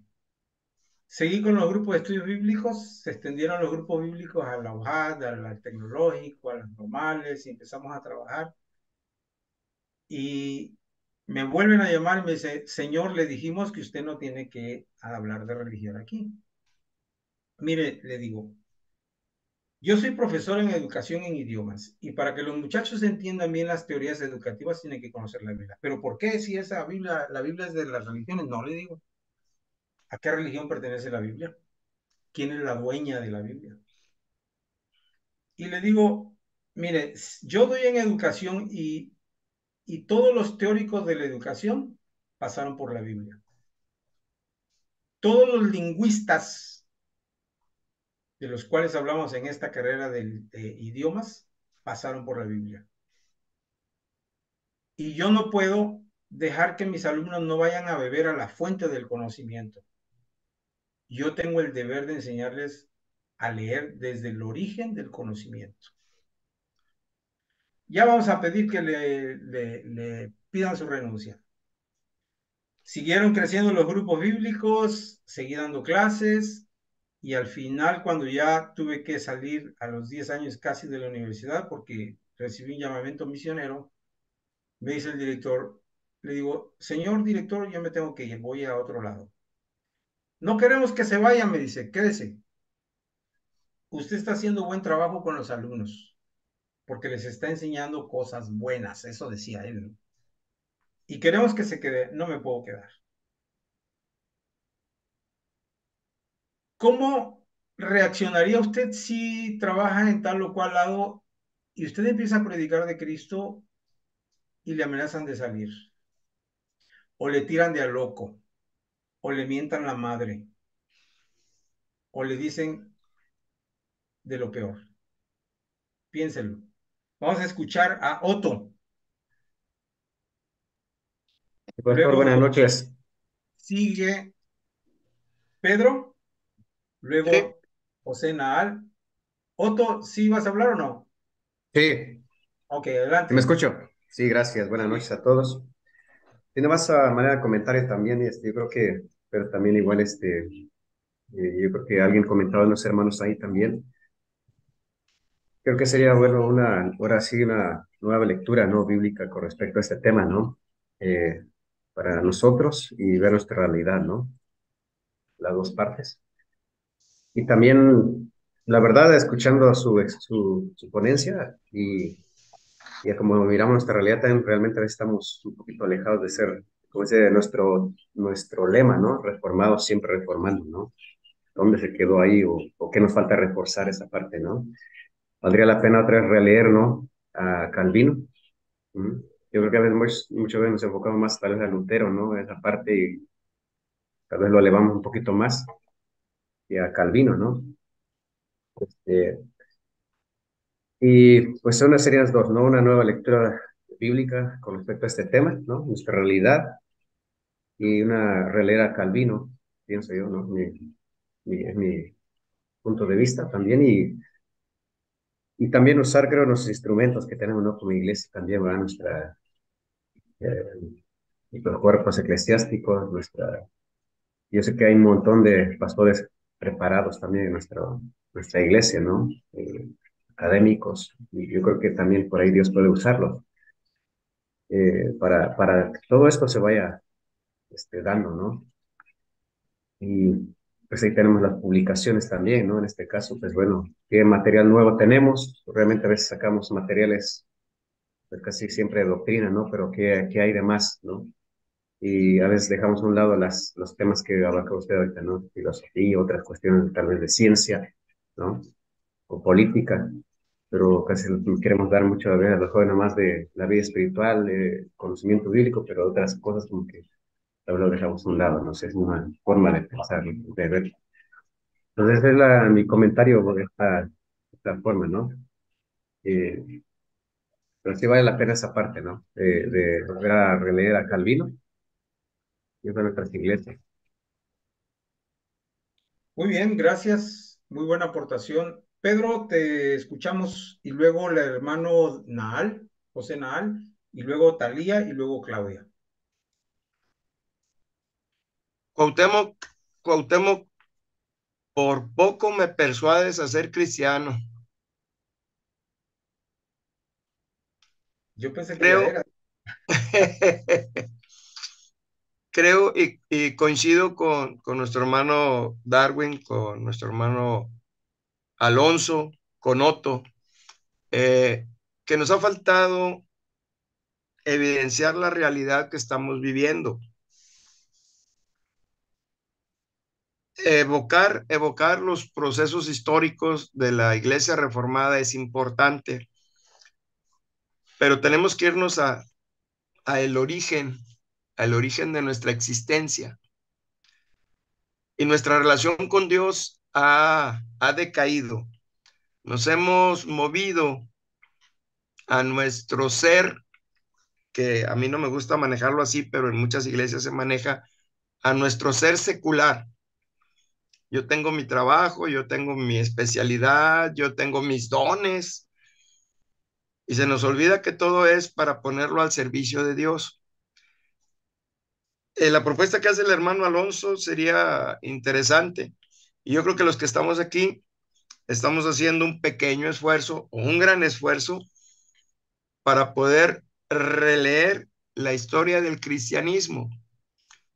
Pero si mi vida no se ve transformada por los actos del Espíritu Santo, seguiremos añorando a aquellos viejos pastores que se la rifaban para llevar el evangelio en comunidades donde los podían matar, pero que hoy con la modernidad nos callamos,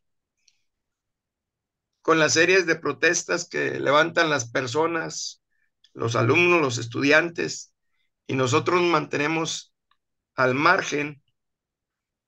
Estamos definiendo que nuestra fe no está en Dios, sino en nuestra capacidad como seres humanos.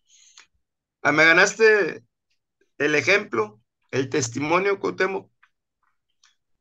Me tocó trabajar para el gobierno de Nuevo León y también la consideración fue esa, desde el punto de vista del humanismo.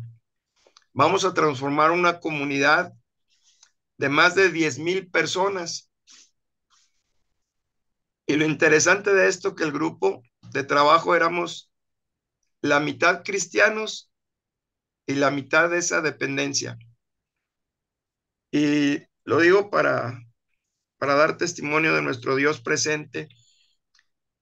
Pudimos realizar el trabajo, también que el gobierno canceló el proyecto, porque la gente, aparentemente desde el punto de vista humanista, estaba siendo transformada para ser mejor, sin que se dieran cuenta que los que éramos cristianos, después del trabajo, nos quedábamos y platicábamos con las familias que tenían necesidades y que les presentábamos a un Dios universal y siempre presente en nuestras vidas. Creo que es tiempo de que sigamos transformando nuestra sociedad desde nuestras pequeñas trincheras, pero también, ¿por qué no?, fomentarlo a través de los organismos u órganos que tenemos como iglesia. El Señor derrame bendición en medio de todos. Amén. José Naal, te escuchamos, hermano. Muy buenas noches. Ok, creo que para hablar sobre nuestra educación bíblica debemos de irnos por dos ramas. La primera sería ir a nuestros orígenes de nuestra creación, que somos imagen de Dios, aunado a ello nuestro mandato cultural de ir y sojuzgar la tierra. Y en segundo, irnos por la línea de la reforma, irnos también al inicio. Vemos que como Calvino no simplemente influyó en la religión, en sus cuatro paredes, sino fue más allá, influyó lo que fue en la política, en gobierno, en educación.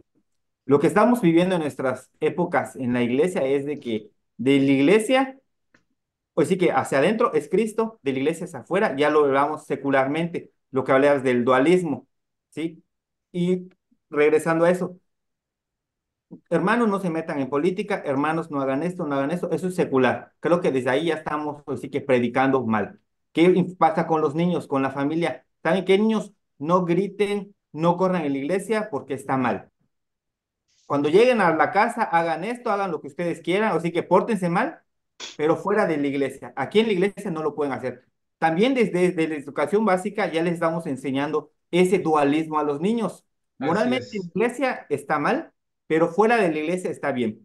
¿Sabes qué? Trabajo secular y trabajo de la iglesia. Empezamos a dividir, empezamos a predicar esa división. ¿Sabes qué? En la iglesia vénganse vestidos así, en la calle vístanse como quieran, pero aquí no vengan, o sea, todo eso va impactando, así que inconscientemente podemos decirle así, a la iglesia. ¿Y qué se está quedando? No, no, en la iglesia hay que portarnos así, o sea, les estamos predicando más moralismo que cristianismo, ¿sí? Entonces tenemos que regresar a esos orígenes de, como decir, reformándose constantemente. No significa cambiar, sino significa de que adaptarlo a nuestra época. ¿A qué? O sea que, ¿a qué tenemos alrededor? Y sobre eso ir. Así que sería bueno iniciar con esa parte, ¿no? Sí, muy bien, gracias. Muy bien, vamos a escuchar ahora a las mujeres, a Talía, luego a Claudia y luego a Elizabeth. Escuchamos, Talía. Hola, muy buenas noches a todos. ¿Sí me escuchan? Sí, te escuchamos. Sí, Sí. ok. Un gusto saludarles. Y bueno, pues yo, escuchando a todos mis hermanos, pues yo creo que todos tienen ese punto de vista muy importante. Yo creo que a estas alturas, bueno, quiero pensar que nosotros como cristianos ya tenemos en claro quiénes somos, quiénes, ahora sí que nuestra identidad se fundamenta en Cristo, porque somos hechos a su imagen, porque una vez recibiendo a Cristo, pues somos transformados, somos nuevas criaturas y todas las cosas son hechas nuevas, ¿no? Pero aquí me surge una pregunta, ¿no? Interesante que, bueno, yo realmente llevo 5 años realmente congregándome. Yo no conocía de Cristo, sabía que existía Dios, pero realmente no lo conocía. Y ahorita en este tema, principalmente de la educación, pues a mí se me viene esta pregunta, ¿no? O sea, ya, por ejemplo, aquí quiero pensar que hay cristianos que ya son de años y que tienen como que un conocimiento más amplio, ¿no? De las escrituras, de cómo debemos comportarnos en los diferentes ámbitos de nuestra vida, en nuestro hogar, en la iglesia, en la casa y donde quiera que Dios nos permita estar, ¿no? Entonces a mí se me viene esa pregunta y la he tenido desde hace un par de meses, de si pudiera ser años, si pudiera sí, de hace un año o 2 años, que qué obstaculiza el poder crear, formar, plantear nuestro sistema educativo bíblico, si ya tenemos o conocemos o se tiene ese conocimiento previo desde hace años, por ejemplo, ahorita con Calvino, de que la educación está basada y fundamentada, más bien debe de estar basada y fundamentada en la palabra, ¿no? En la Biblia. Entonces, ¿qué es lo que ha estado obstaculizando o qué es lo que impide el poder tener nuestro propio sistema educativo basado, fundamentado en las escrituras? Yo sé que está el sistema de la SEP e infinidad de sistemas educativos, ¿no? Pero, ¿qué es lo que cuál es ese obstáculo que hasta la fecha, pues, no hay como algún sistema educativo, tal vez universal o nacional, en este caso aquí en la República, pues fundamentado en las escrituras? Es algo que pues sí me ha tenido como que pues en la cabeza, ¿no? Ya a sabiendas de toda esta información que tenemos, hermano. Sí, Gracias. en enero estuve dando un curso que se llamó Historia de la Educación Presbiteriana en México. Y una de las cosas más impresionantes es que hasta 1930 habían como 60 escuelas presbiterianas en todo el país, en 18 estados. Hoy tenemos 4, 5. Para mí, el mayor obstáculo de no tener un sistema educativo somos nosotros. La falta de atrevimiento, la falta de amor a la educación, la falta de entendimiento de lo estratégico que es la educación. Y somos nosotros, la falta de gente atrevida, la gente que se atreva a romper con los esquemas. ¿Por qué? Porque la SEP te puede permitir abrir una escuela, pero si es particular no te va a condicionar para que tú enseñes la fe. Yo he trabajado en escuelas particulares, hasta el año pasado estuve en una y yo le enseñaba Biblia a los adolescentes. Y los adolescentes, pues, eran chicos de familias de todo tipo, y finalmente me decían los chicos, ay, maestro, esto está bien cool, eso de Cristo está buenísimo, y si yo voy a seguir leyendo el Nuevo Testamento, y seguían leyendo el Nuevo Testamento. Entonces, no hay un impedimento. El segundo es que la ley de asociaciones religiosas permite que las iglesias religiosas, las asociaciones religiosas, puedan organizar todo tipo de institución de ayuda social siempre y cuando no sea lucrativa. Y esa es una forma. Y lo otro es la opción de asociaciones civiles que pueden formar instituciones. ¿Qué es lo que impide que no haya escuelas? Yo, que no me he atrevido a abrir una escuela, porque tengo la facultad. Yo, que no he compartido esta visión con mis colegas que tienen dinero y que son maestros también y podemos abrir una escuela. Y no vamos a abrir una escuela de 5 pisos, de 10 pisos, no, una escuela que empiece con primero de primaria, punto, y ahí nos vamos. Es eso. Somos nosotros mismos lo que no hemos entendido el nivel de compromiso. Hasta aquí mi comentario, espero haber respondido tu respuesta y seguimos con Claudia. Buenas noches, hermanos. Ahí soy Frida, pero es que estamos dos hermanas en un dispositivo, por eso sale un solo nombre. Pero yo quería participar y quería, pues, escuchando la participación de todos los demás hermanos, pues sí me gustaría hacer énfasis en este cuestionamiento, ¿no? En que alimentemos nuestro espíritu de cuestionamiento, de siempre querer mejorar, porque siento que a veces cuando uno encuentra áreas de oportunidad en la iglesia, pues, cosas que se pueden llevar de una mejor manera y se hacen estas como estas observaciones frente a la iglesia, frente a los pastores, frente a las personas que nos rigen, existe como este estigma de que al querer tú dar una observación o una mejora, pues automáticamente eres una persona en contra de lo ya establecido, ¿no? O ya quieres Y ir es en cierto, ¿no? o sea, ajá, en parte sí, pero está, bueno, es cierto, pero más bien está mal enfocado, ¿no? Sino que está visto de una mala manera, que es como que te estás rebelando en contra de Dios, más no de los sistemas que están llevando, sino en contra de Dios. Y creo que sí es importante que, pues, recordemos, pues, de estos ejemplos que tenemos en Juan, en Martín, que ellos todo el tiempo eran personas que se estaban cuestionando, que buscaban mejorar, que buscaban hacer las cosas mejor para Dios, ser personas más agradables a Dios. Y el que nosotros nos cuestionemos no es malo, no quiere decir que vamos a acabar con la iglesia y queremos acabar con la iglesia, ¿no? Sino simplemente estamos buscando precisamente cómo mejorar todo este sistema de religión para que al final de cuentas quien le demos la gloria de la manera correcta sea Dios y no está mal cuestionarnos. Muy bien, gracias. Rebelde, con causa. Seguimos con Elizabeth Alvarado. Buenas noches, hermanos. Dios les bendiga. ¿Sí me escuchan? Sí, te escuchamos, hermana. Estaba checando, pastor. Hace un año más o menos tuve una clase con usted y creo que el mismo tema era, ¿no? De que por qué no tenemos escuelas, por qué no tenemos un sistema de educación cristiana. Entonces, eh, hace poco más de un año a nuestro presbiterio vino el presidente de la Asamblea General. Y por la bendición de Dios le tocó ir a mi iglesia y le tocó ir a mi casa, casa de mis papás.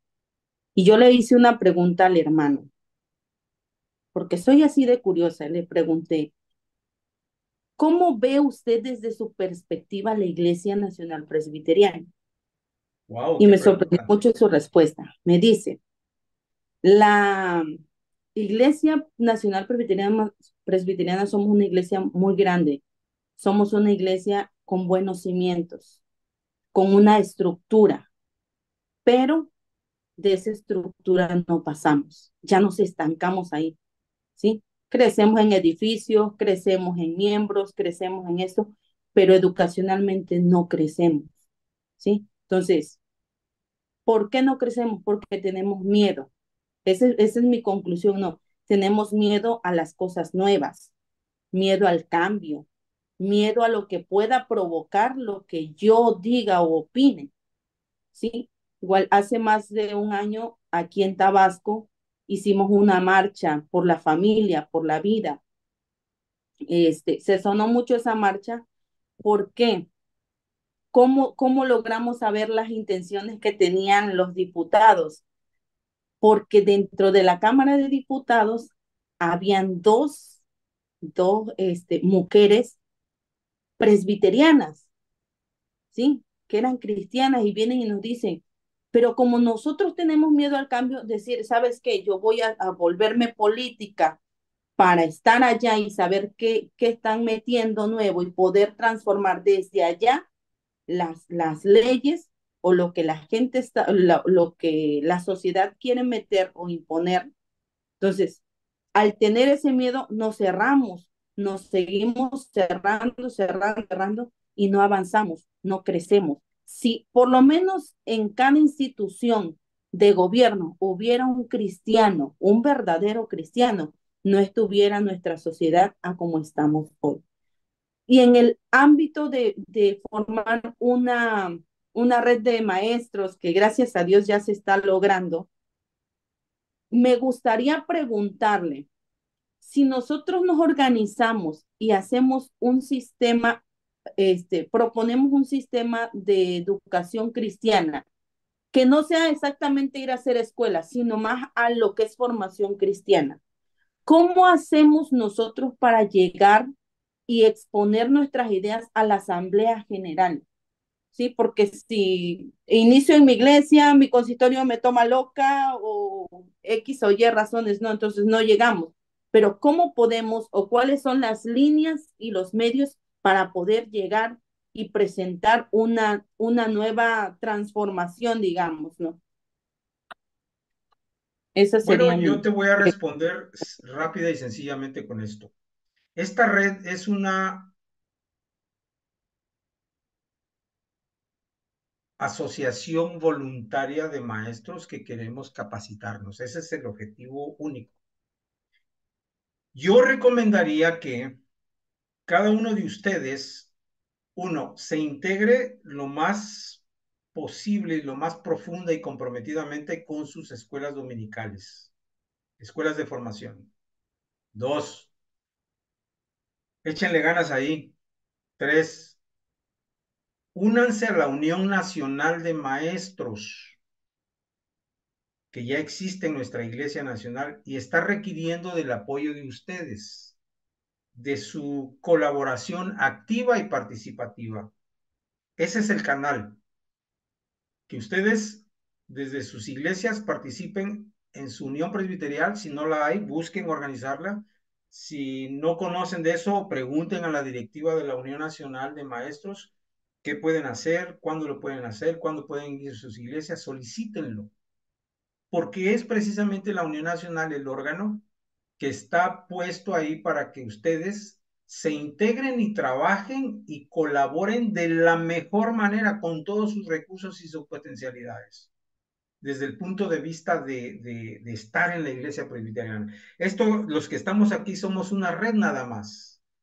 Somos personas que queremos capacitarnos. Yo estoy en la mejor disposición y hay, de eso voy a hablar en un ratito, posibilidades de que se integren más maestros para capacitar, voluntarios, sin cobrar.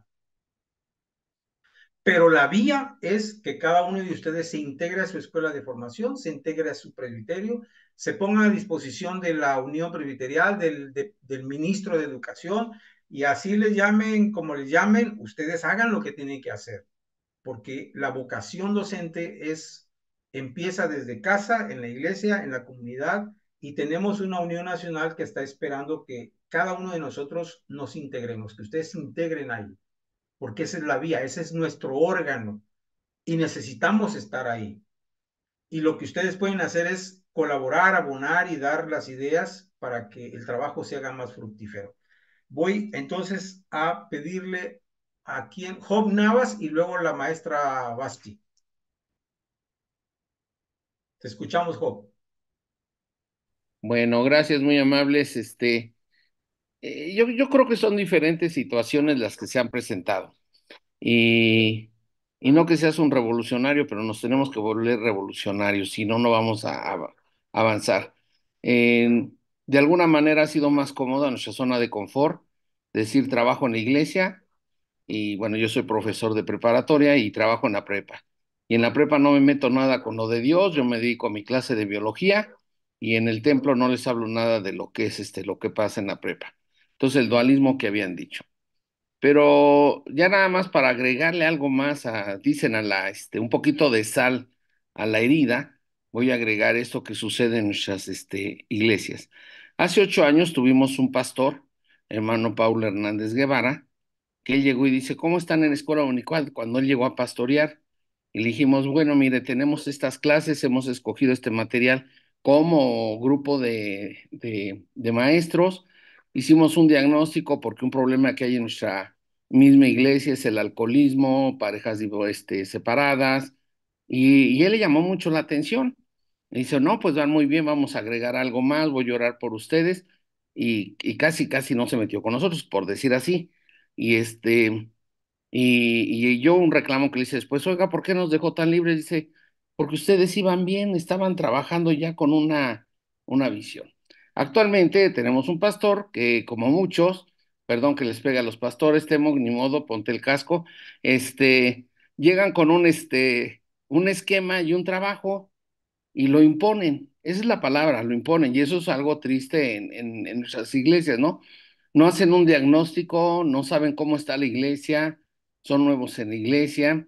Y pero ellos traían un formato, un material, y se llega y se impone.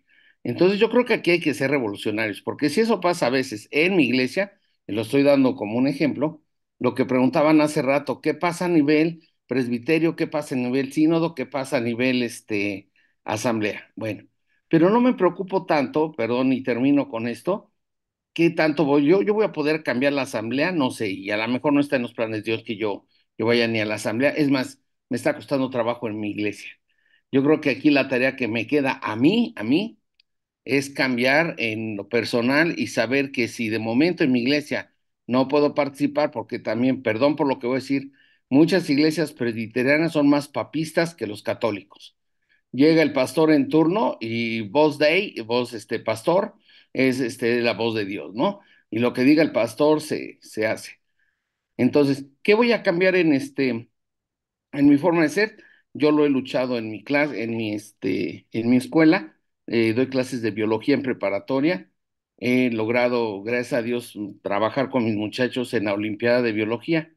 Y uno de los primeros temas que trato es ¿por qué los biólogos? Porque, bueno, yo soy veterinario, ¿por qué tenemos que ser teístas? ¿Por qué tenemos que pensar en Dios? ¿Por qué la biología no?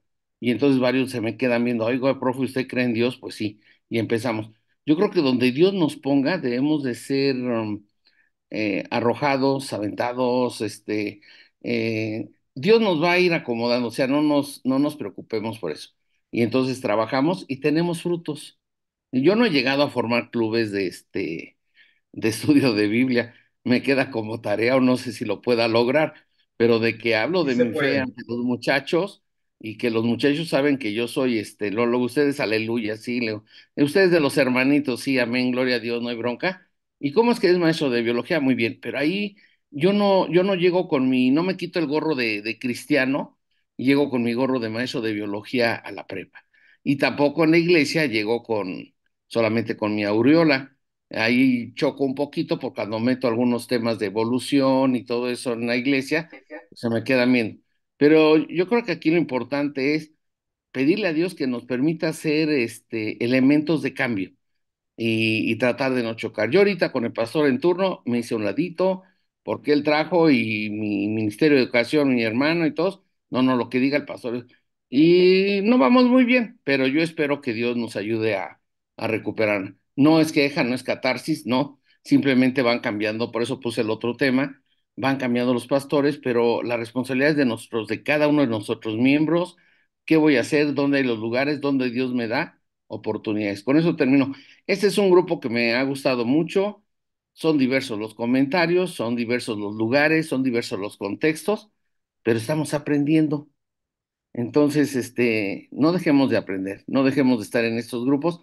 Tú dices como una receta, hagan esto, anótense aquí, excelente. Agreguemos cosas, leamos libros que yo leí el libro de Juan Amos Comenio y después me enteré que era protestante Sí, y lo leí por la maestría, ¿no? Y de repente dije, ah, caray, y es de los nuestros, y es de los que está aquí.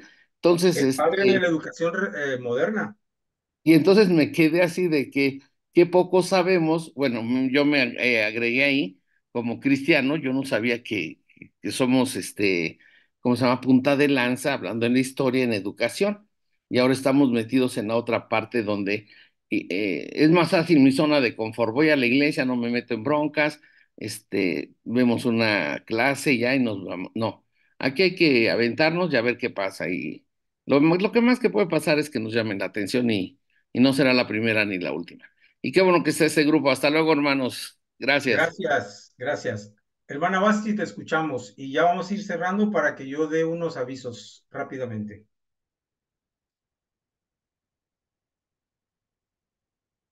Abre tu micrófono. Gracias. Sí, ahora sí me escuchan. Sí, claro. Buenas noches a todos. De verdad es un gusto compartir este espacio con ustedes, sobre todo, Pastor Cuauhtémoc, escucharlo. Seré breve porque tengo preguntas, más bien una. Eh, Me llama la atención que pues durante toda su ponencia estaba yo más bien haciendo una autorreflexión, estaba haciéndome preguntas personales de cómo ha sido mi vida como cristiana hasta el momento y toda esta reflexión puesta en esta ponencia tan interesante, ¿no? Eh, ¿Por qué lo digo? Porque pienso que primero tenemos que partir de una autorreflexión, de darme cuenta cómo estamos como cristianos, cuál ha sido nuestra función dentro de nuestra iglesia, de nuestra iglesia misma. Y me llama la atención en este momento como soy parte de la directiva de Escuela de Formación Cristiana, cómo pues seguimos luchando, ¿verdad? Para encontrar esos materiales tan necesarios e importantes que puedan llevar al niño a conocer primero a Cristo, a identificarse como hijos de Dios, a que también tengan esa cultura de la lectura de la palabra, de la Biblia, y que también mostrar a nuestros jóvenes poder, que ellos puedan vivir, digamos, y ser cristianos dentro de la iglesia, fuera de la iglesia, en sus escuelas y en todos lados. Entonces, eh, creo que aquí es un gran reto que seguimos teniendo, a pesar de que podamos estar viviendo en la iglesia desde hace mucho tiempo, ¿verdad? Pero sigue siendo un reto como iglesia presbiteriana encontrar esos elementos, esos materiales que puedan llevar a la iglesia a ese crecimiento, porque ciertamente a veces los pastores llegan y se van, pero estamos inmersos en un consistorio que a lo mejor no cambian, porque bueno, en la iglesia donde yo estoy, los ancianos son los mismos desde hace muchísimos años. Entonces, eh, y quizá hablar de nuestras iglesias también, bueno, quizá no es el momento, ¿verdad?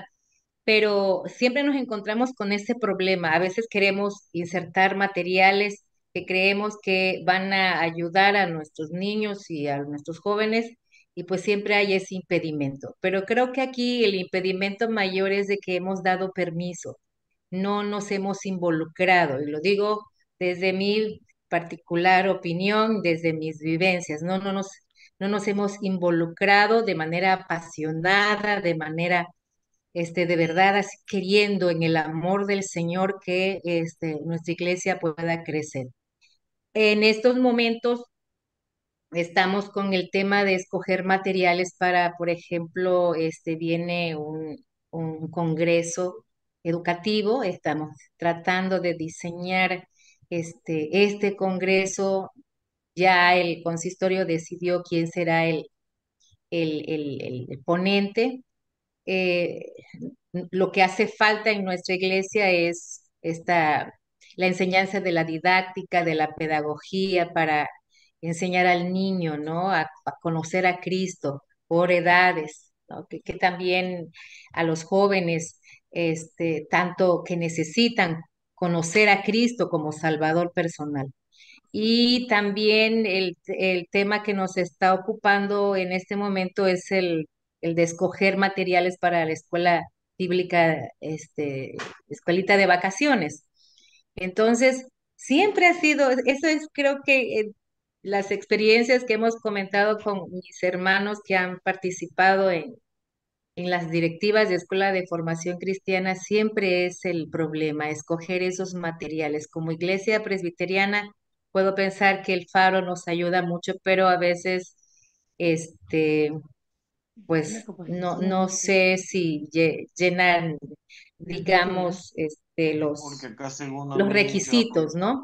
Entonces, pues bueno, aquí sí me gustaría que estuviera de parte de alguno de ustedes, porque sé que tienen mucha experiencia y conocimiento, algunos materiales que nos puedan, que me puedan al menos, orientar o sugerir para proponer, en escuelita de vacaciones y en del próximo congreso de maestros que tenemos. En general, muchísimas gracias y realmente el trabajo presentado por usted, pastor, estuvo de verdad para mí lo más claro y reflexivo de manera personal, y me llevo de verdad muchas cosas de bien, de crecimiento. Dios les bendiga. Gracias por tu aportación y